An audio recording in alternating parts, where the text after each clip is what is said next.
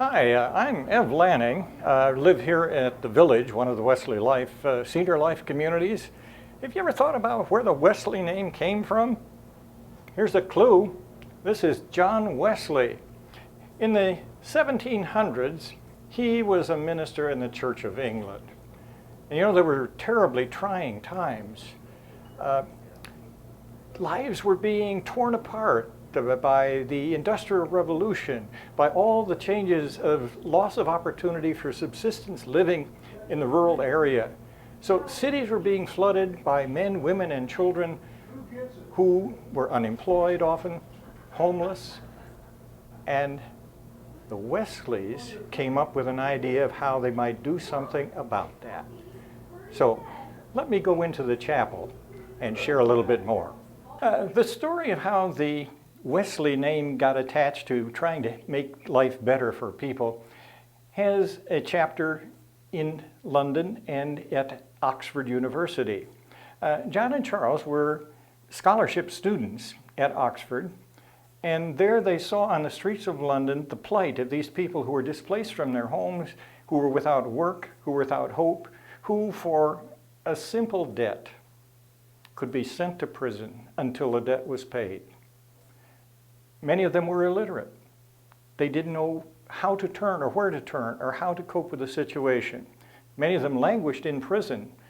And John and Charles and their classmate friends started visiting them in prison and finding out about their needs and bringing things to them out of their own resource and the way they told other people of the plight, and others wanted to be a part of it. You know, they got criticized for this as being methodical. Was not supposed to be a compliment. But the Wesleys are a part of what became known as the Wesleyan revival that swept not only Great Britain, but much of the continent of Europe and certainly came to the colonies here in America. Now, the situation they were facing was troubling to them. There's great need. What can we do about it? They turned to Scripture and found that indeed the ministry of Jesus was directed to people in need, not to those who were high and mighty and wealthy, but those who were outcasts in their own society. The greatest shame of this was that the Church of England closed its doors to these people who were dirty and smelled from the hard labor they put in mines and in mills. Okay. Scripture says, treat people with respect. Ooh, love the needy.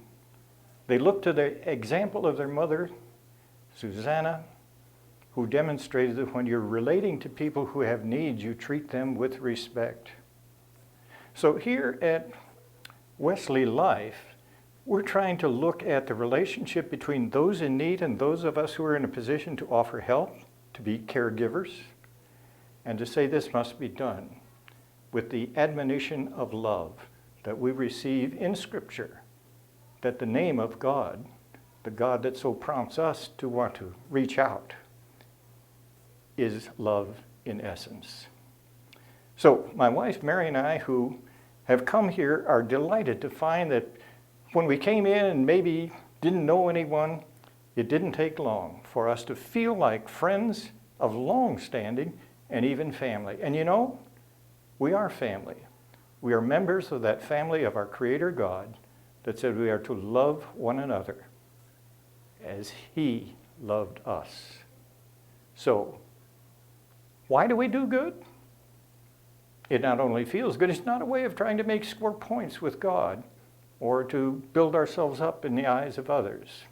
It's to simply put into practice what this loving God has done for us and to share that with others.